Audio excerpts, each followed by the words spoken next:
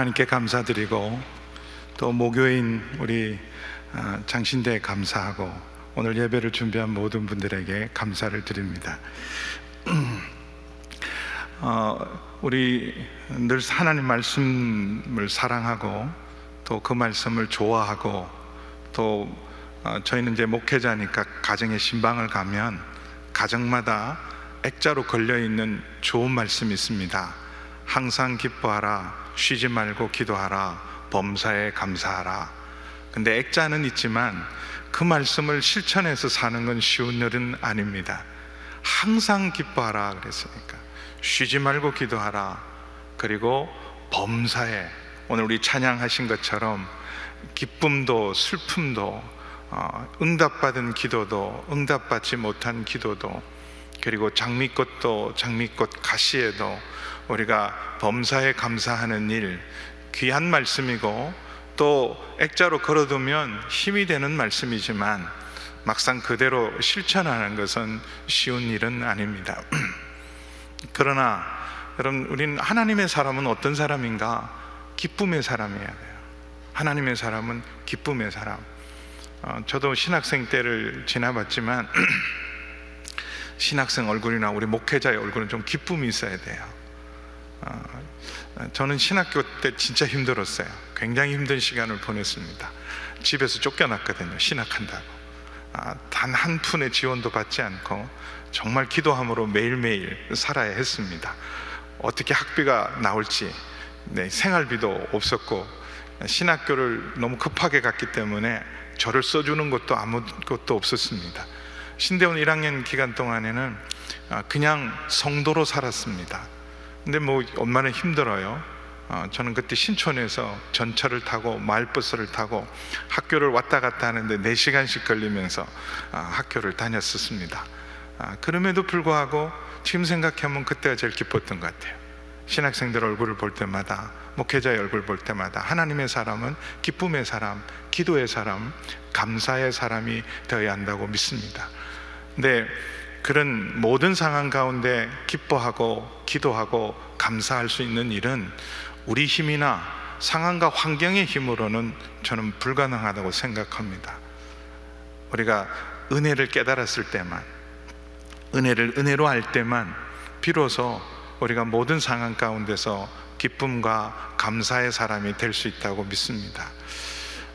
저는 그 은혜에 대해서 눈뜬 것, 제 삶 자체가 은혜였지만 은혜에 대해서 눈뜨게 한 것은 책 한 권이었어요.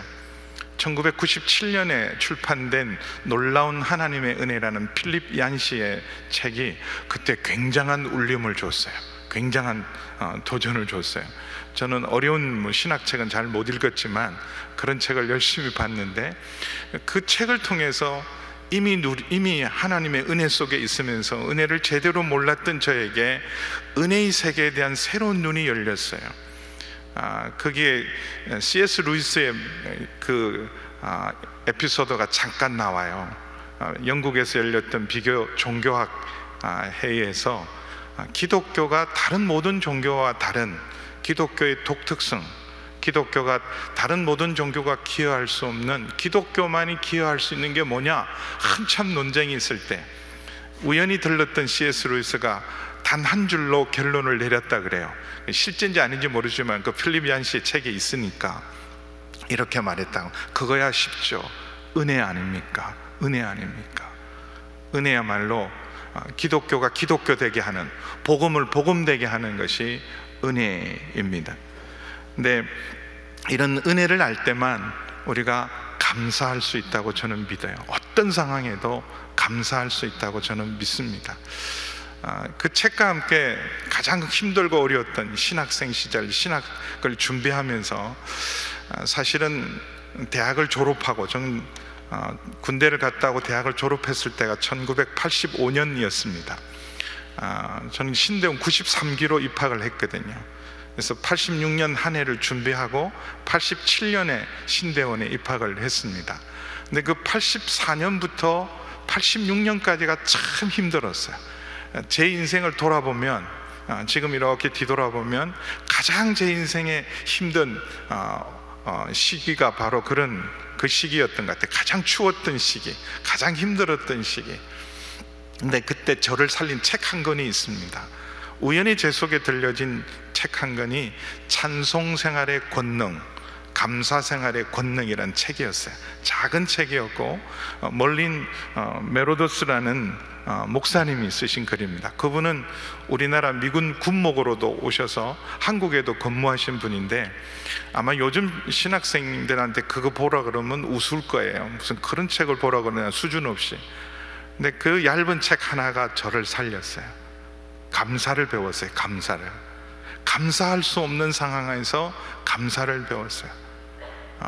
어떤 의미로는 굉장한 벽에 부딪힌 느낌, 상처 입은 마치 이런 심령처럼 굉장히 불안하고 두렵고 힘든 시기를 지냈는데, 그 책 한 권이, 그때는 사실 감사가 제일 안 됐어요.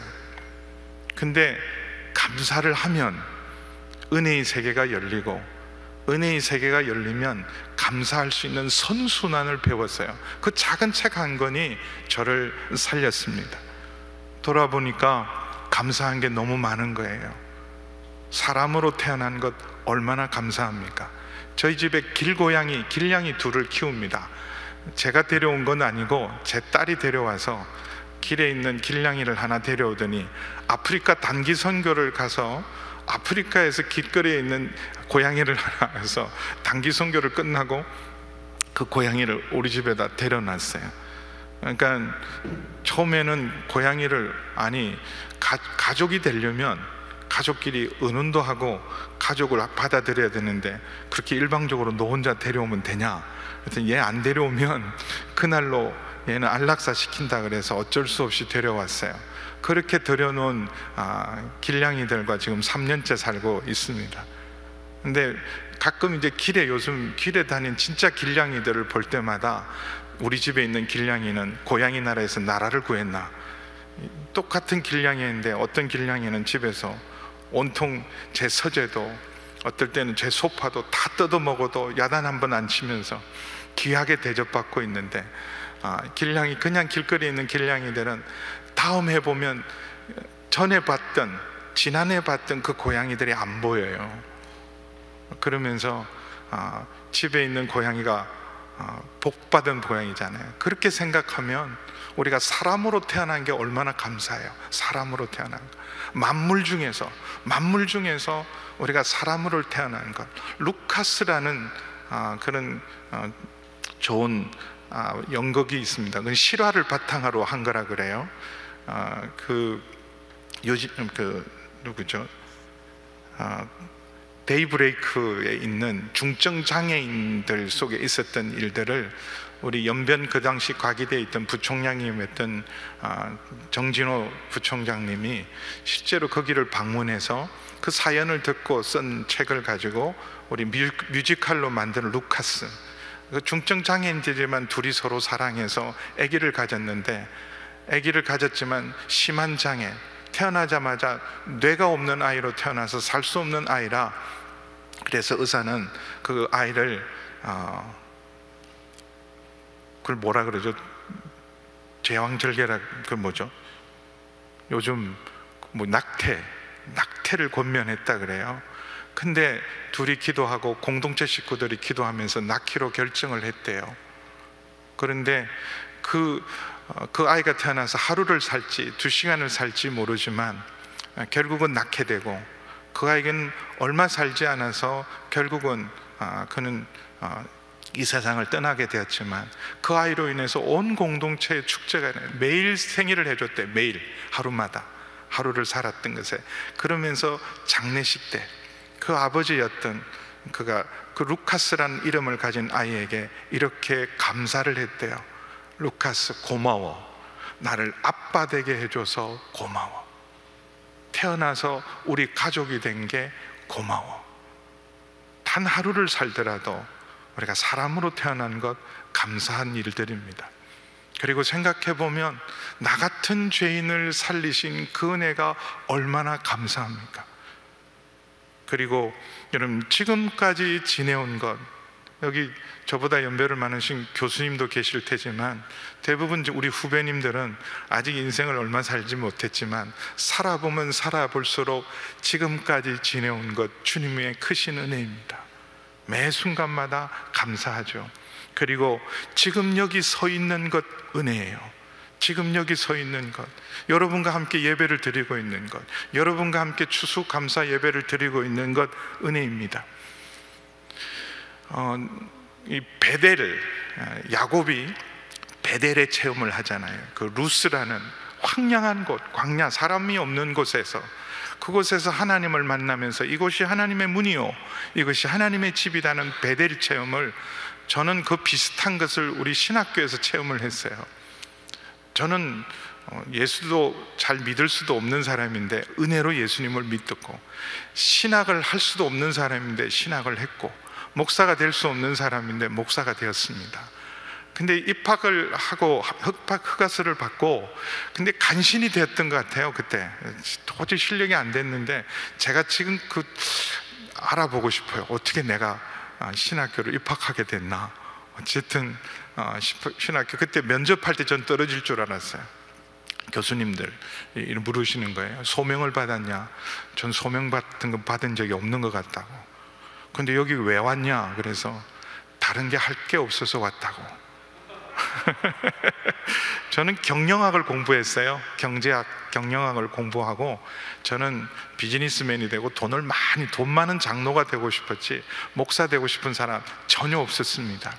근데 그때 제가 교수님에게 그냥 헛된 말을 한 건 아니에요. 실제로는 정말 이 길밖에는 다른 길이 없어서 하나님이 나를 이렇게 이끄시는 오직 한 길로만 이끌어서 다른 걸 생각할 수도 없고 이 길밖에 없어서 여기 왔습니다. 그렇게 대답할 수밖에 없었어요. 간혹 저도 저희 교회에서 신학교를 가고 지원하는데 추천서를 쓸 때마다 너무 감사해요. 신학교를 갈 마음이 생긴 것 감사하잖아요. 어떤 사람은 죄송해요, 여기는 그런 사람 한 사람 없겠지만 다른 대학을 가고 싶어도 갈 데가 없어서 신학교를 가고, 실력이 없어서 신학교를 가고, 실패를 해서 신학교를 가고, 저는 그것도 참 귀하다고 생각해요. 아니, 갈 데 없다고 신학교를 갑니까? 다른 데 얼마든지 갈 수 있어요. 여러분, 망했다고 신학교 옵니까? 다른 일 얼마든지 할 수 있어요.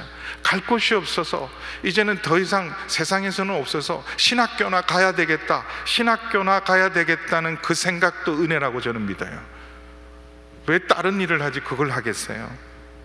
근데 생각해보면 우리가 목사가 되고 안 되고요, 신학을 하는 것, 신학을 공부하는 그 자체가 은혜 아닙니까? 그러지 않아요? 학문 중에 최고의 학문이 저는 신학이라고 믿습니다. 우리가 이 신학을 하는 것, 그래서 신학과 출신, 신학을 공부한 것, 저는 경영학, 경제학을 공부했어요. 근데 경영학을 하면서 잘못 왔구나 크게 후회했어요. 크게 후회했어요. 그래서 저희 아들은 철학과를 갔어요. 철학과를 가고 지금 이제 로스쿨을 다니는데, 제가 혼자 기도하는 건 있습니다. 신학을 해라, 신학을 해라. 목사가 안 돼도 좋다, 목사가 안 돼도 좋다. 근데 얘가 그래도 철학과를 다니면서 신학 과목을 몇 과목 했어요. 바로 옆에 프린스턴 신학교가 있어서 자기 철학을 하면서 프린스턴 신학교, 또 자기 학교에서도 하는 신학을 하면서 신학이 재밌다는 거예요. 재밌다는 거예요. 그게 맞죠? 신학이 최고의 학문 아닙니까? 여러분, 이 세상에 귀한 학문들이 다 귀하지만 우리가 신학을 한다는 그 자체만 해도, 저는 교수님 신학교 다닐 때 교수님 이런 말씀하세요. 그때는 우리 다 매일 교회 가고, 파트 전도사이지만 주일날만 간 게 아니에요. 새벽 기도 다 하고 교회 모든 집회 다 참석하고 모든 일을 할 때 우리 교수님들이 주시는 리포트나 책을 다 읽어낼 수가 없었어요. 그래서 교수님께 찾아가서 너무 힘들어서 못하겠습니다 그랬더니 이렇게 말씀하셔요. 신학하다가 죽는 것도 순교야 해. 신학하다가 죽는 것도 순교야. 그래서 그 순교인 줄 알고 열심히 신학했어요. 지금 생각하면 신학할 때 더 열심히 할 걸.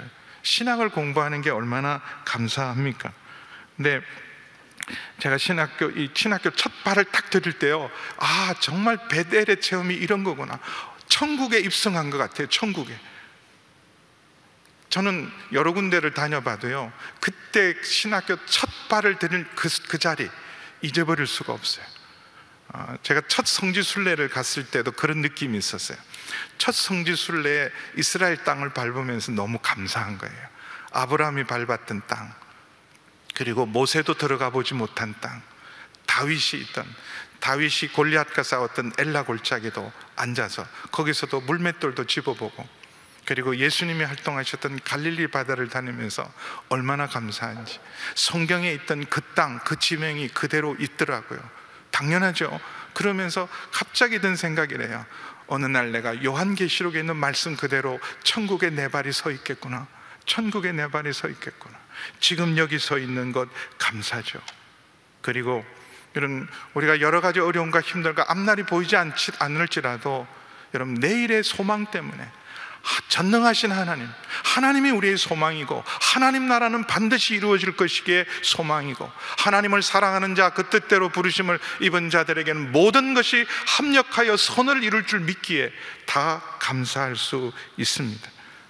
지금 추수감사절로 우리가 이렇게 예배를 드립니다. 저희는 신학교 다닐 때 이런 좋은 예식들, 좋은 예배를 별로 배우지 못했었어요. 여기 와서 다시 예배를 배워서 다음에 우리 교회에서 추수감사절 할 때도 이 예배 순서를 잘 사용하게 되겠다, 또 배우고 갑니다. 근데 감사는 저는요, 깨달아야 하고 늘 배워야 된다고 생각해요. 우리는 은혜로 간직하지 못해요. 배은망덕한 게 우리 죄인의 속성입니다. 그래서 이 절기신앙이라는 게 굉장히 중요한 것 같아요. 절기신앙은 모두가 감사절이잖아요. 유월절이든 오순절이든 초막절이든 모두가 감사절이죠. 우리에게 양식을 주신 하나님께 감사. 양식을 주시는 것은 하나님 우리를 살리시려고, 생명 주시려고 주신 것이기에, 그래서 그 모든 감사의 절기가 사실은 구원의 절기잖아요.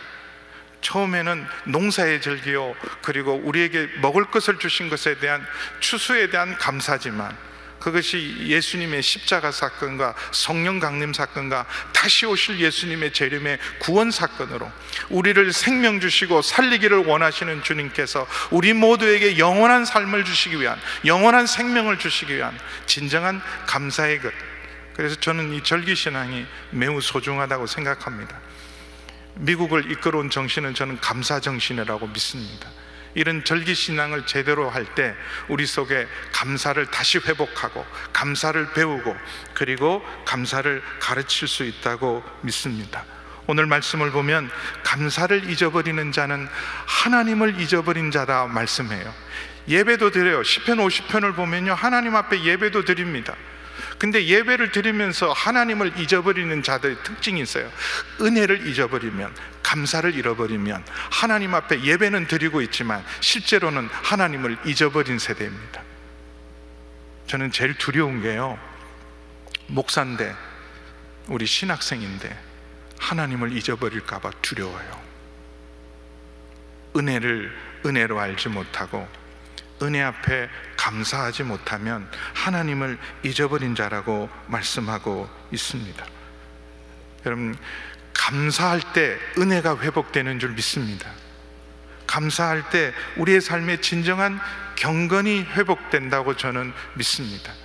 또한 여러분, 어떤 일보다 우리가 은혜 앞에서 하나님 앞에 범사에 감사하는 것, 오늘 14절 15절을 보시면 구할 게 많죠.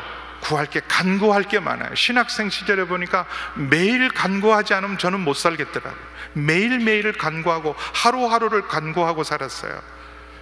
근데 지금은 이제 어쨌든 담임 목사니까 대접을 잘 받습니다. 근데 언제가 행복했냐 하면요, 저는 정말 신학생 시절이 행복했어요.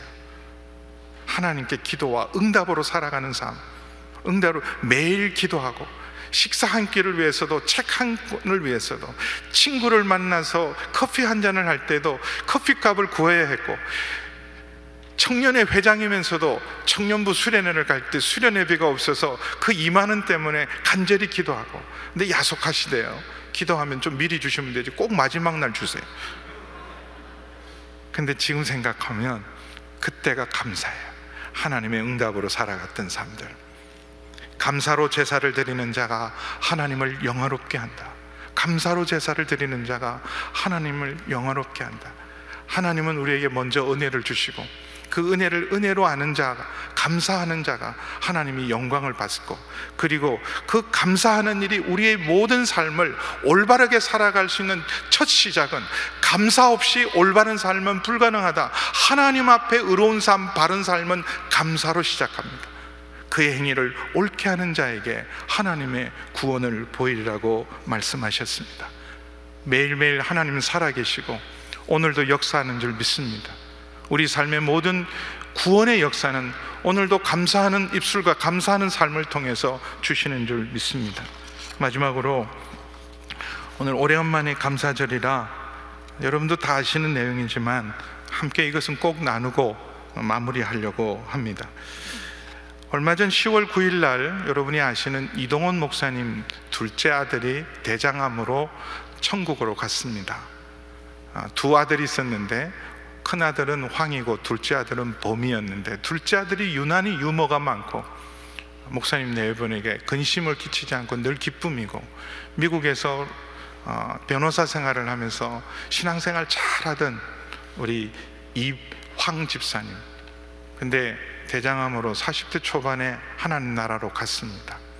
그때 이동원 목사님이 장례식 때 감사 기도를 드렸어요.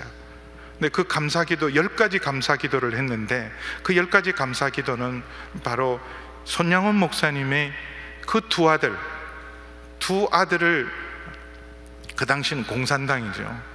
고등학생들이 이념이 있으면 얼마나 있고, 여러분, 근데 공산소래 어쨌든 반동분자로 목사 아들, 예수 믿는 사람, 목사 아들로 두 아들이 총살을 당하고, 친구들의 손에, 어제까지 함께 공부하는 친구의 손에 총살을 당하고, 그리고 자기 아들을 죽인 그 학생을 용서하면서 장례식 때 드렸던 10가지 감사, 우리 PPT 자료를 통해서 잠깐 읽고 마치겠습니다. 나 같은 죄인의 혈통에서 순교의 자식들이 나오게 하셨으니 하나님 감사합니다. 허다한 많은 성도들 중에 어찌 이런 보배들을 주께서 하필 내게 맡겨주셨는지 그 점 또한 주님 감사합니다. 삼남 삼녀 중에서도 가장 아름다운 두 아들 장자와 차자를 바치게 된 나의 축복을 하나님 감사합니다. 한 아들의 순교도 귀하다 하거늘 하물며 두 아들의 순교일이여 하나님 감사합니다. 예수 믿다가 누워 죽는 것도 큰 복이라 하거늘 하물며 전도하다 총살 순교 당함이요 하나님 감사합니다. 미국 유학 가려고 준비하던 내 아들 미국보다 더 좋은 천국에 갔으니 내 마음이 안심되어 하나님 감사합니다. 나의 사랑하는 두 아들을 총살한 원수를 회개시켜 내 아들 삼고자 하는 사랑의 마음을 주신 하나님 감사합니다. 내 두 아들의 순교로 말미암아 무수한 천국의 아들들이 생길 것이 믿어지니 우리 하나님 감사합니다. 이 같은 역경 중에도 이상 8가지 진리와 하나님 사랑을 찾는 기쁜 마음, 여유 있는 믿음을 주신 우리 주 예수 그리스도께 감사합니다. 이렇듯 과분한 축복 누리게 되는 것을 감사합니다. 기도하신 대로, 감사하신 대로 정말 두 아들을 죽인 그 양아들 삼아서 아들처럼 사랑하셨어요. 손양원 목사님 기념관에 가면 그때 목사님이 드린 감사 헌금 봉투가 지금도 있습니다. 근데 그 감사 헌금 봉투에 얼마를 감사했냐면 1만 원. 그 당시 목사님 사례비가 80원이었어요. 1948년, 49년도에 여러분들 80원인데 1만 원을 했어요. 20년 사례비를 그냥 드린 거예요. 무슨 대형교회 목사가 된 것 아니고 두 아들 죽은 일에 대한 감사를 1만 원 감사하셨어요. 진정한 감사죠. 그 힘이 그 감사의 힘이, 그 믿음의 힘이 저는 우리 한국교회의 밑거름이었다고 믿습니다. 근데 이동훈 목사님이, 손양원 목사님의 이 기도에 힘을 입어서 장례식 때 이렇게 10가지 감사 기도를 했습니다. 첫 번째, 아들이 암에서 해방되어 감사합니다. 죽음은 모든 질병과 모든 고난에서 우리를 해방됨을 믿기에 감사합니다. 아들이 하나님의 영광의 나라에 입성할 수 있어 감사합니다. 유머가 있던 아들로 인해 부부가 기쁨을 누리게 해주셔서 감사합니다. 한순간도 불평 없던 그의 아내와 손자를 남겨주셔서 감사합니다. 어려서부터 게임을 좋아하더니 게임 회사 변호사가 된 것도 감사합니다. 아들의 고통을 통해 예수님을 내어주신 하늘아버지의 고통을 알게 해주셔서 감사합니다.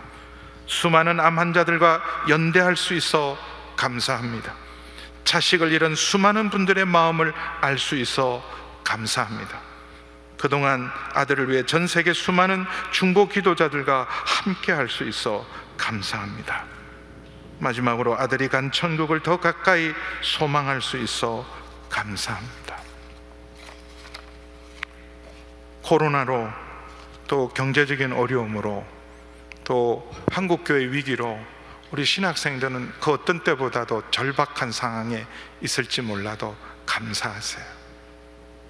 선배로서 마지막 부탁하고 싶은 게 있어요. 범사에 감사해 보세요. 그리고 여러분, 헌금 중에 모든 절기 헌금에 힘써 헌금을 하시되 추수감사 헌금은 배나 더 하세요. 배나 더 하세요.